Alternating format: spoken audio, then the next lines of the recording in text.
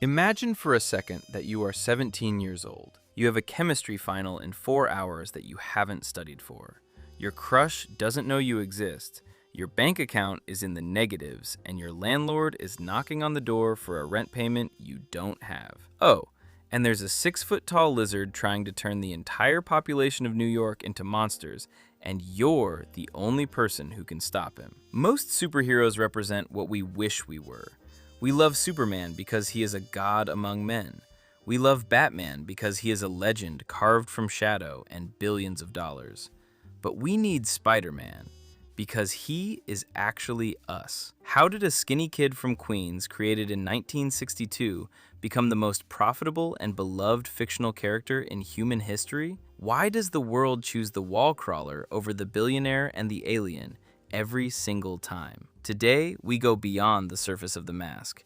We go deep into the psychology, the cosmic significance, and the reason why even the literal creator of the Marvel multiverse singles him out. Welcome back to the Evidence Room. I'm the Lore Inspector. Today, we're opening the file on subject Peter Parker. Let's find out why the mask fits everyone. Section 1. The Anatomy of Universal Design. The first piece of evidence in our file is visual. Look at the suit. Steve Ditko's design was revolutionary for one specific, brilliant reason. It covers every single inch of skin. In a world of capes, domino masks, and exposed faces, Spider-Man is a blank canvas. Stan Lee famously noted that by hiding Peter's race, his eyes, and his physical features, any child, regardless of their background, skin color, or nationality, could look at that reflection and see themselves. The mask doesn't just hide a secret identity, it creates a universal one. But the suit is just the shell. The real lore lies in what fans call the Parker luck. Unlike the Justice League, who operate from a satellite or a gothic cave, Peter Parker operates from a cramped apartment with a leaky ceiling. Spider-Man suffers from the most relatable superpower of all: consequence. In the Marvel Universe, being a hero usually comes with a reward. For Peter, it's a tax. When he saves the city, he gets fired for being late to work. When he stops a robbery, he misses his date with Mary Jane. We don't envy Spider-Man, we empathize with him. He is the patron saint of the struggling everyman. He is the hero who wins the battle but loses the day. And that makes every one of his victories feel earned, not given. Section 2. The Guilt of the Chosen One. Let's look at the core directive. With great power comes great responsibility. In the lore of most heroes, tragedy is a catalyst they cannot control. Bruce Wayne didn't choose for his parents to be shot. Clark Kent didn't choose for Krypton to explode. But for Peter, the tragedy was preventable.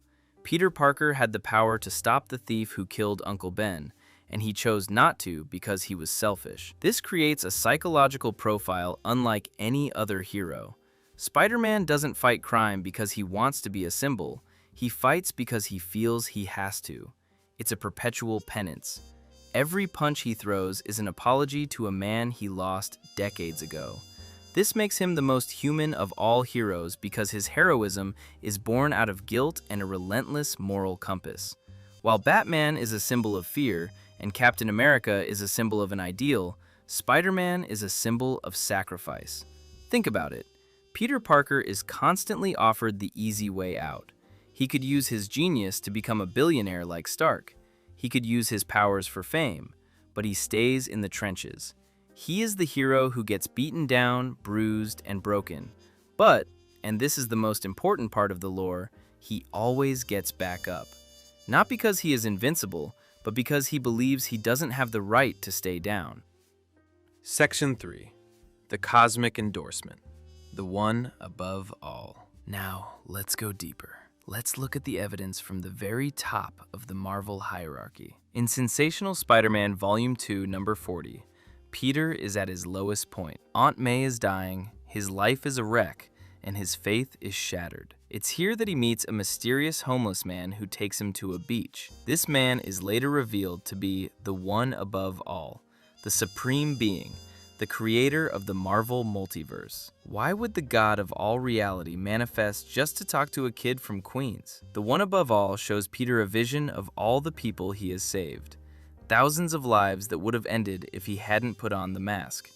He tells Peter that he is his favorite. Think about that. In a multiverse filled with cosmic entities, thunder gods, and reality warpers, the creator singles out Peter Parker. Why? Because Peter represents the human spark at its purest. To the one above all, Peter is the perfect soul because he possesses the most power but demands the least for himself. He is the constant in the multiverse, the spider totem that holds the web of reality together through sheer force of will and decency. Even the creator of the universe finds comfort in the fact that no matter how dark things get, there is a Peter Parker somewhere who will do the right thing simply because it is the right thing to do. Section 4. The Comic Relief Defense. Then there are the quips, the non-stop talking during a fight. To the Kingpin or Green Goblin, Spider-Man is an annoying insect. To the fans, he's hilarious. But the lore tells us a different story. Peter Parker talks because he is terrified. The jokes are a defense mechanism. He talks to drown out the sound of his own heart racing. He talks to distract himself from the fact that he is one wrong move away from death. This vulnerability is magnetic. We see a hero who is scared, who makes mistakes, and who uses humor to mask his anxiety. In a modern world filled with burnout, social pressure, and internal doubt, that is the ultimate form of relatability. He isn't a stoic statue. He's a nervous, brilliant, exhausted young man his best. And trying your best is the most heroic thing any of us can do. The final verdict. So why do we love him? Because we don't want to be the invincible alien. We want to believe that even if we are messy, even if we are broke, and even if we feel like the world is constantly pushing us down, we can still be heroes in our own small way. Spider-Man proves that you don't need $1 billion or a magic hammer to change the world. You just need the courage to take the next step, even when it costs you everything. Peter Parker is the heart of the Marvel Universe, not because of his strength, but because of his heart. The evidence is clear. Subject Peter Parker is the hero of the century because he's the only one who knows how hard it is to stay standing, and he does it anyway. What about you?